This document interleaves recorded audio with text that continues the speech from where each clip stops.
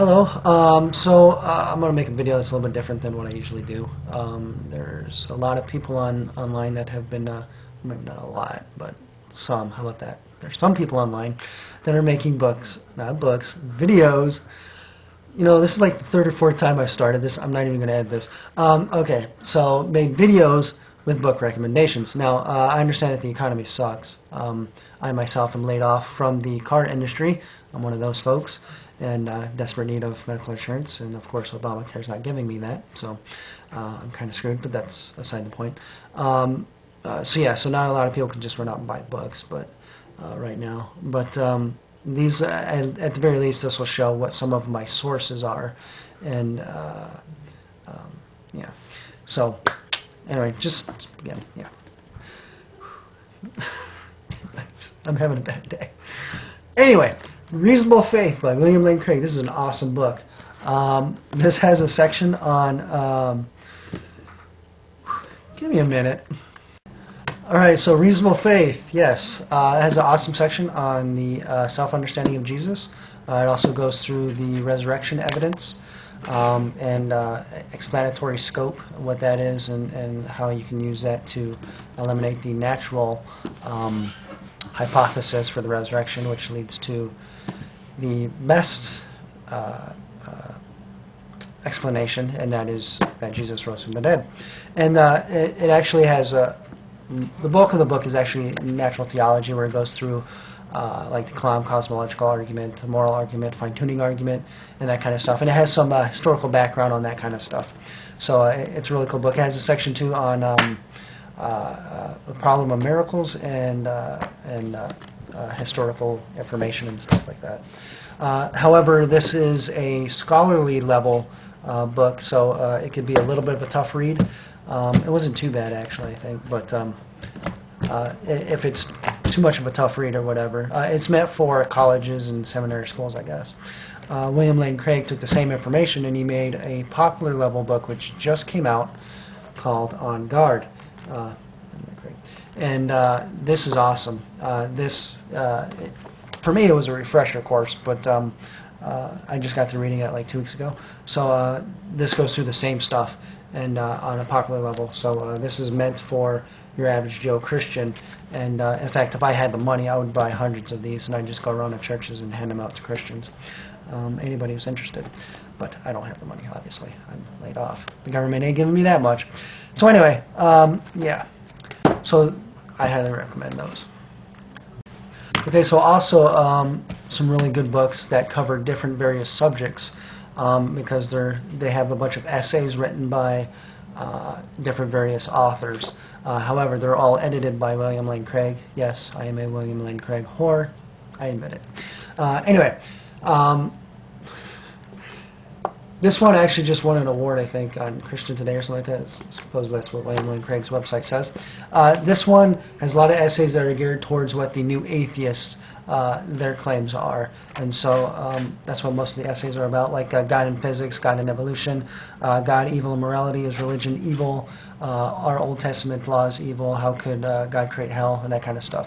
So this one's a really good one if you want to kind of sharpen up on how to respond to atheists, I guess, which is not what my YouTube ministry is about. So, but I'm curious about that sort of stuff. And then Contending with Christianity's Critics, again, William Lane Craig and Paul Copan. And this one has 2 awesome essays by Paul Copan called "Is the Trinity a Logical Blunder?" and then "Did God Become a Jew? A Defense of the Incarnation?" And those were very helpful to me. It has other subjects like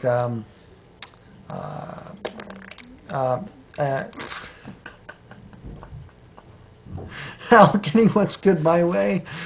Oh man, if I could just describe my day to you. Belief in God, a trick of our brain, the moral poverty of evolutionary naturalism. I'm actually doing this video to distract myself. Dawkins' best argument against God's existence, and that sort of stuff. So, and this has, James Daniel Sinclair, How at Home in the Multiverse. That's actually a really good one. Ben Witherington 3, Gary Habermas, if you know who that is, Greg A. Evans, and that sort of stuff. And then The last one is this one, and again, it's a bunch of essays by various authors on different subjects. Christianity in a world of religions. The East Comes West. Christ in the New Age. Is Morality Relative? Dealing with Emotional Doubt by Gary Habermas. A Moral Argument. Intellectual Neutral. Living Smart by J.P. Moreland, and that kind of thing. So, yeah, all the top guys writing essays. And that's what these 3 books are. So, pretty cool. If you want to know more about, what's in them, you just look up the book and look at the table of contents, and it'll tell you stuff. And just on the resurrection itself, this book is excellent. The Case for the Resurrection of Jesus. The 2 top guys, Gary Habermas and Mike Licona. You can actually look up some debates with Mike Licona on YouTube. I think Gary Habermas has debated. He's debated Anthony Flew, but the ones with Mike Licona are really, really good. And so you can look that up on YouTube and watch those. But I guess N.T. Wright wrote a resurrection book that I want to read that's supposed to be really, really good also. But I do definitely recommend this one. In fact, if I had the money, I'd buy hundreds of these and walk around and hand them out to Christians too.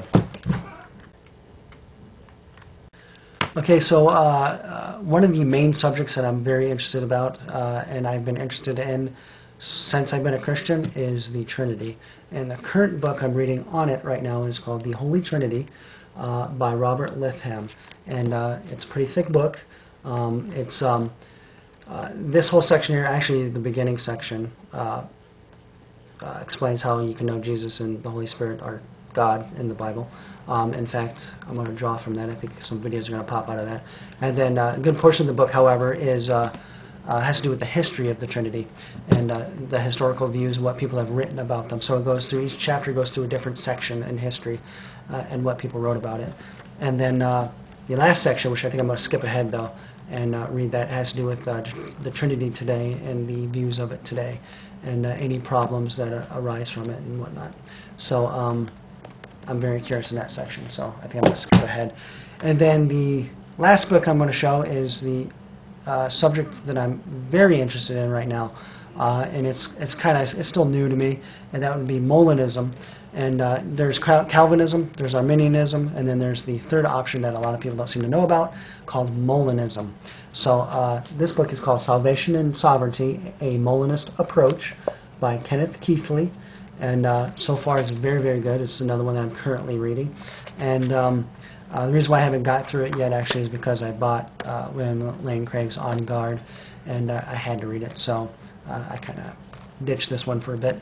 But I'm back. And it's very good so far, actually. It's been very, very helpful, and I think it's going to be a useful source in the future. So that'd be that. And thank you for watching. I have a whole lot of other books, but maybe another video another time. Oh, well, I guess I can show you one more thing. All right, Greg Bloomberg wrote a book called The Historical Reliability of the Gospels, and this has actually been very helpful to me. I'm actually not done reading it. I've been reading it in sections too. I have to say, though, he's not a gifted author where he entertains you as you read, so it's just plain facts, and it's kind of if you're not super interested in it and the subject, it could get a little boring for you. So, but it is, for what it is, an excellent book, though. I mean, it's packed full of information and explains a lot of things, and the different literary types in the Bible, and that kind of stuff, like midrash and yeah. So if you're interested in that subject, I do recommend this a lot. This is a cool book. In fact, Greg Bloomberg is one of the translators of the Gospel of Matthew in the New Living Translation Bible. So I thought that was pretty cool. So anyway, there you have it. Thank you for watching, and God bless.